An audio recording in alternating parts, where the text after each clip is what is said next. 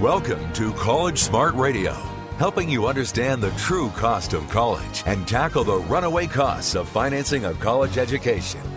College Smart Radio is hosted by Beatrice Schultz, a certified financial planner and founder of Westface College Planning. Now, here's your host for College Smart Radio, Beatrice Schultz. Nonprofit versus for-profit college, what are the differences? Which is your best choice for your educational goals and your bank account? My guest on today's College Smart Radio is the president of Sofia University, a proud nonprofit university located right here in the heart of Silicon Valley. He's joining us to share with us his knowledge and expertise regarding the value of nonprofit education. Hi, I'm Beatrice Schultz. Welcome to our weekly show, College Smart Radio, where we help you tackle the runaway costs of a college education. Our show is all about bringing up-to-date and practical advice to parents who are dealing with the cost of a college education for their kids. With some private schools costing well over $60,000 a year, a UC costing $35,000, and a California State University running $25,000, parents need more help than ever.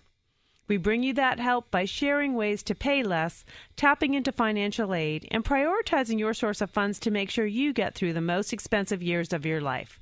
Based on my own education and experience, I share my insights with you week in and week out. I'm a certified financial planner and the owner of the San Carlos-based college planning business, Westface College Planning. I host workshops and webinars on college planning and consult with parents on a daily basis.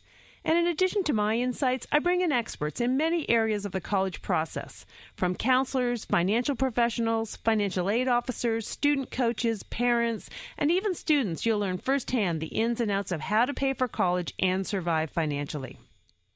In addition to our show, you can find lots of powerful information at our website, collegesmartradio.com.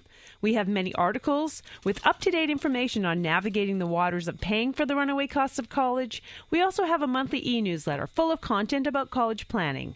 And we have a link to our free community parent workshops and webinars that I host to teach parents about how to pay for college and how the financial aid system really works. Now let's get into today's show.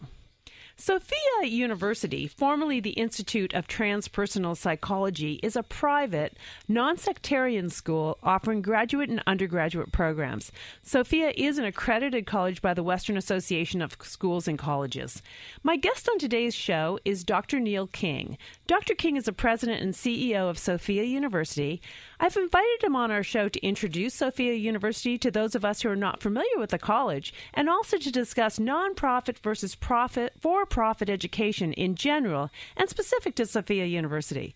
Dr. King is a psychologist by training who completed his graduate study at UC Berkeley, and prior to joining the Sofia community, he served as president of Antioch University in Los Angeles.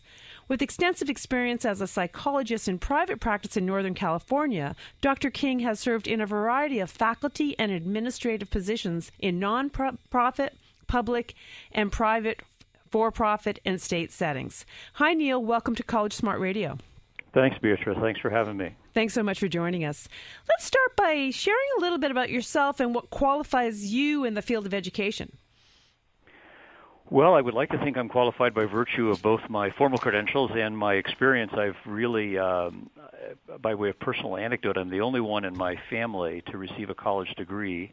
My father was a child of the Depression, was a military officer. My mother never went to school beyond high school. I had an older sibling and a younger sibling. Neither of them finished college. So I got a degree for all three of us siblings, and then one for each, and then am so passionate about the role of higher education in informing, enriching, and changing lives that I've virtually never left school. Even though, as you said, I'm a psychologist, I identify more deeply in my professional identity as an educator. I think that's awesome and really interesting that you are now a part of Sofia University. Do you want to share a little bit about the Sofia University for those of the listeners that aren't familiar with it? Sure. I'm delighted to do that. So we are founded in 1975, so we're coming up on our 40th anniversary. Psychology has been our primary discipline. We just introduced undergraduate study this year, so for most of our history we've been a graduate institution. I think a couple things really, it was what drew me here, is distinguish us from other institutions of higher education. One is that we have a commitment to integrating a tradition, non-specific spirituality and personal development together with our academic study, and that's very unusual. We have a strong commitment to community service. We have a strong commitment to cultural competence, learning about and serving diverse populations. We have a strong commitment to experiential learning, so it's not just all above the neck, that we also look to have people apply it and integrate it into their personal lives. We're small. We're about 500 students. We're looking to grow. We are, as you indicated, located in Palo Alto and have recently added a public programs component to our academic programs so that we are more engaging of the community around us than we have been in the prior years of our history. So by adding on an undergraduate program this year, how many do you expect to? How large of an undergraduate program do you plan to or hope to start with? Are you just starting that program in 2014, or have you already started that program? No, we enrolled our first students this fall, and okay. We intentionally wanted to start small. We have this is the bachelor completion, so it's designed for. It certainly would be appropriate for people coming out of community colleges, but it's really designed for working adults who started their formal study at some point, and then life took over, and now they'd like to come back and complete their bachelor's degrees. And so we have a degree program in psychology, and we have another degree program in liberal arts. And so it is designed to really fit people's lives. So it's a hybrid online on-ground program, so people need to be on campus at the beginning and at the end of the program for a face-to-face residency or intensive. The rest of the time they could be anywhere in the world completing it online with their instructors and with their cohort. And Dr. King, what is, just to let our listeners know who are intrigued now and they may be sitting in front of their computer, what's the website for Sofia University? www.sofia, which is SOFIA.edu. Great. And I will also have a link to that website on my website, collegesmartradio.com. Well, let's talk a little bit about, so Sofia's a non-profit university. Can you explain to me what it means, or for our listeners, what a non-profit versus profit college or non-profit versus profit education, what's the difference and what does that really mean? So you mentioned my own background, and so there are several categories there. There's state organizations that are like the University of California system. The trustees are appointed by the governor and have traditionally been funded largely by taxpayers, though that amount of funding has been diminishing significantly, which is accounted in part for the increase in cost. I, as an undergraduate, went to St. Mary's College in Moraga, a Catholic college, which was a private school owned and operated by the Christian Brothers. You can have private schools that are individually owned and operated, the family owned and operated, and they can be for-profit or they can be not-for-profit. I know this is getting complex, but and you have the major for-profits that are publicly traded corporations like Apollo Group owns and runs University of Phoenix, and then you have DeVry, and you have Argosy University. I used to work for them as they were becoming. I worked with them through the IPO, the initial public offering. So in those instances, those institutions are businesses that exist really to return a dividend on the investment of the shareholders. So they are, that's their primary reason for existing.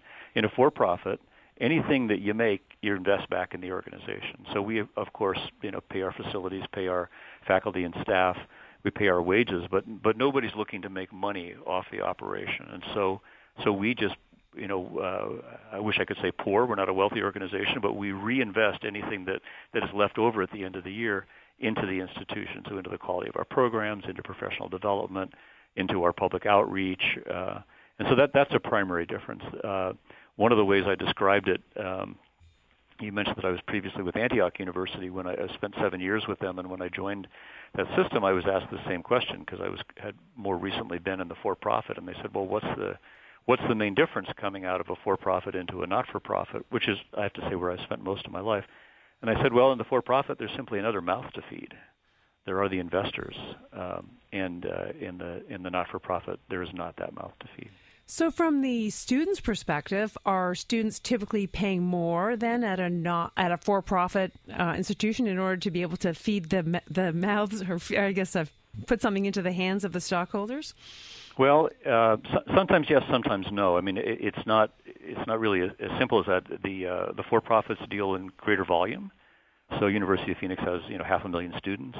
So it's like Walmart. You can discount your product when you're dealing with that kind of volume, and they rely on a part-time faculty model, and they rely on more canned curriculum often than we do. Ours is very personalized, and so the sticker cost might be similar, but the experience and the product are going to be very different.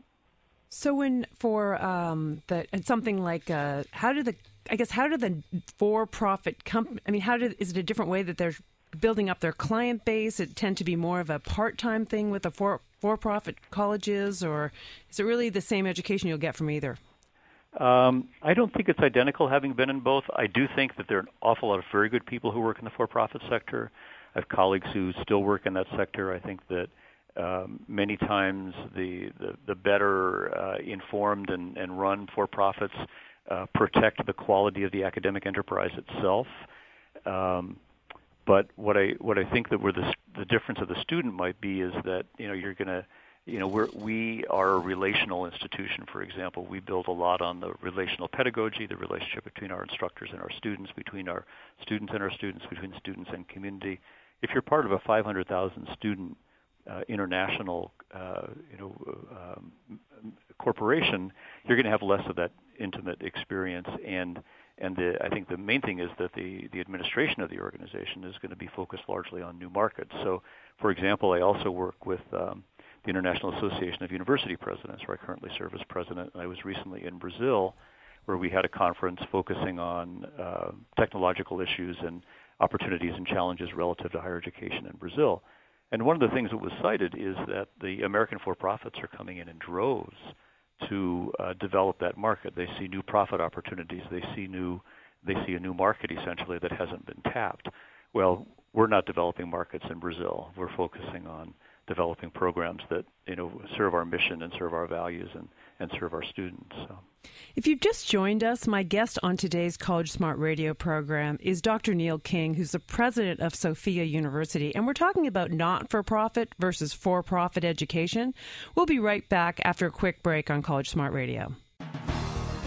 For more information on today's topic, visit collegesmartradio.com or call area code 650-587-1559. College Smart Radio continues in moments on AM 1220 KDOW.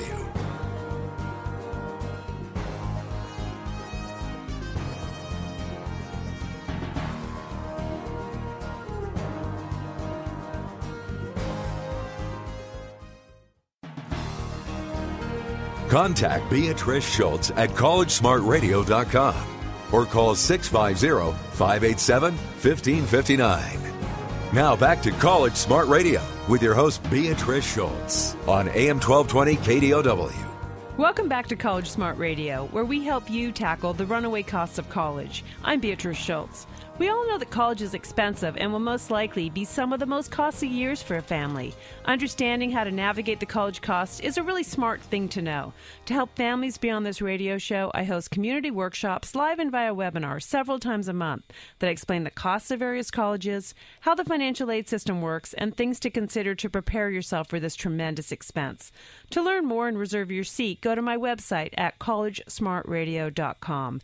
If you've just joined us, I've been talking with my guest, Dr. Neal King, who's the president of Sofia University, a not-for-profit college.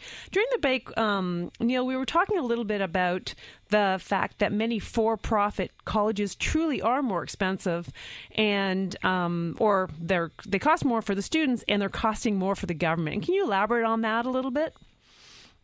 Yeah, so some of the statistics indicate that for-profit, this is aggregate numbers, but the average tuition cost would be $31,000 versus $26,600 for nonprofit, and there's quite a range in the nonprofits as well. I mean, you're going to pay more for an Ivy League than you are for a very reasonably, we're kind of a mid-range not-for-profit, but so there's going to be a range there. But there are other aspects of that in terms of where that money goes. That the for-profits on average spend a little over $3,000 per student on instructional costs, versus the not-for-profits spend over $15,000 per student. So that's a gigantic disparity. The graduation rates of the for-profits is much, much lower, under 30%, versus nearly 2/3 at the privates.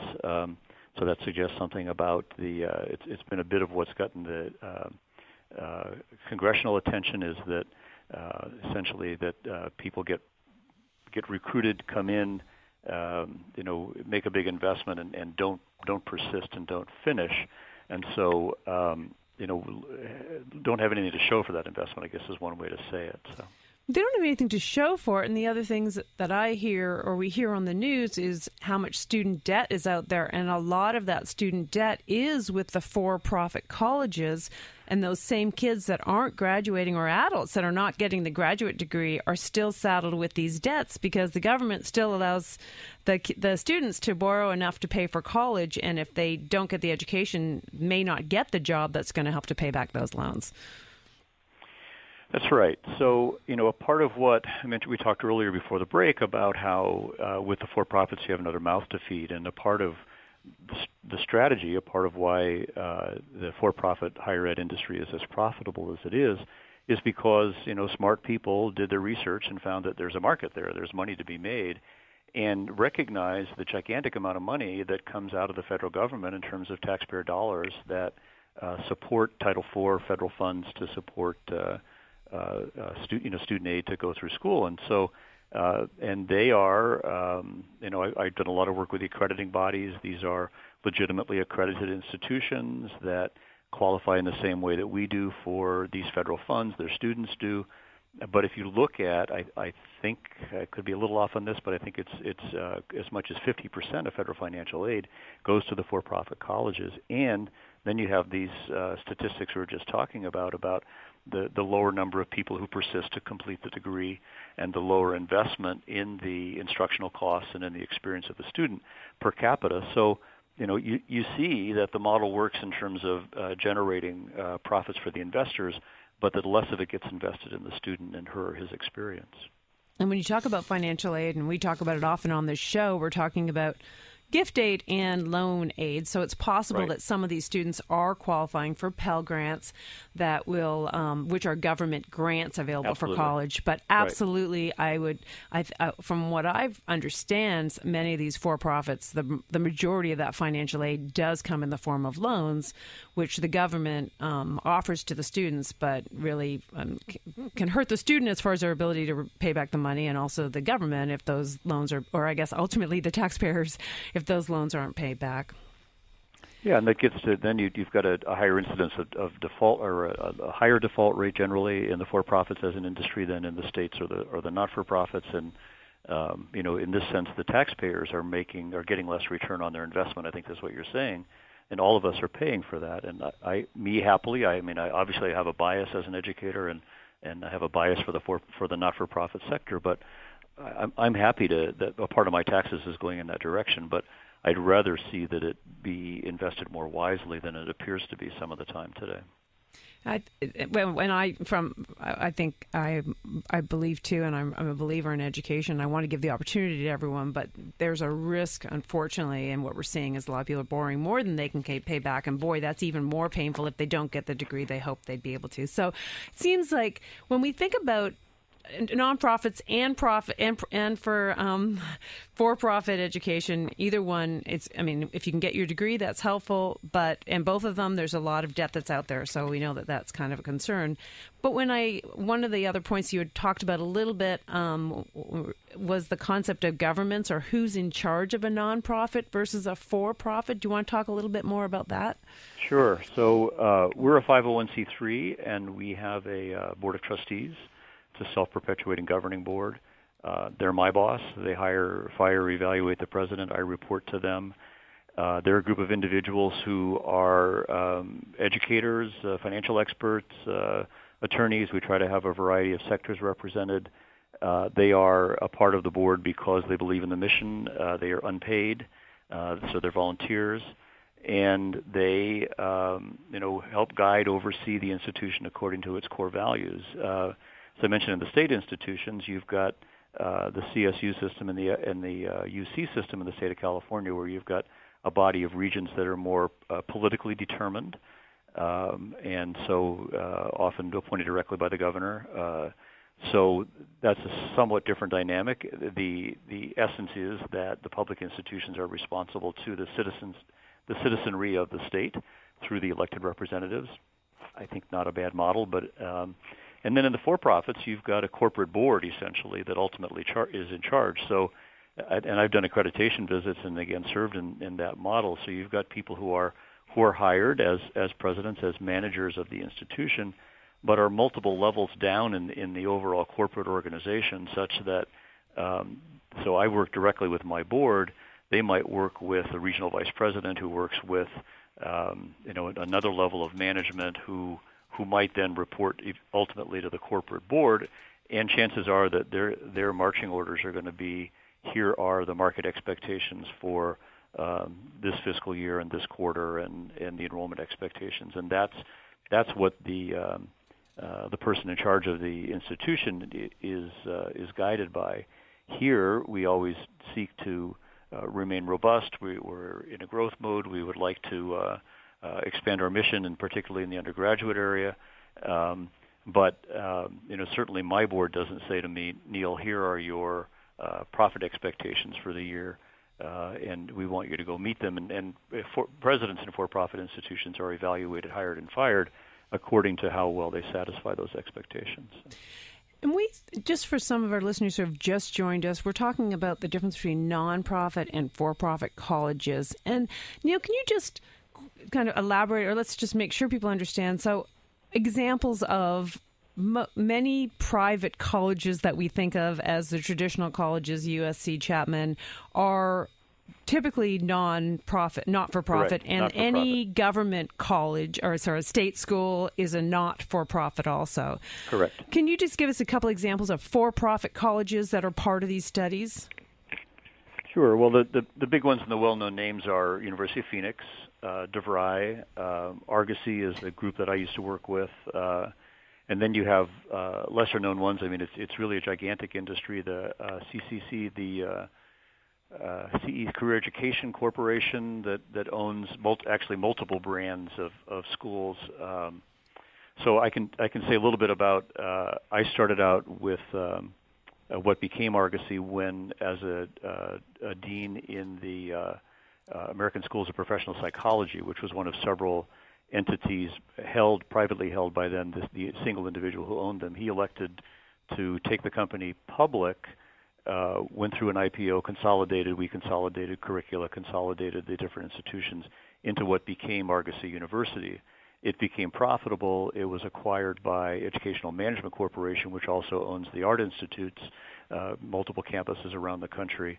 And then Education Management Group in turn became acquired by, I think it was Deloitte and Touche, but some equity group, and now I think it's moved on to another one. So you get those levels of ownership and acquisition that create a larger and larger distance between the decision makers at the top and the overall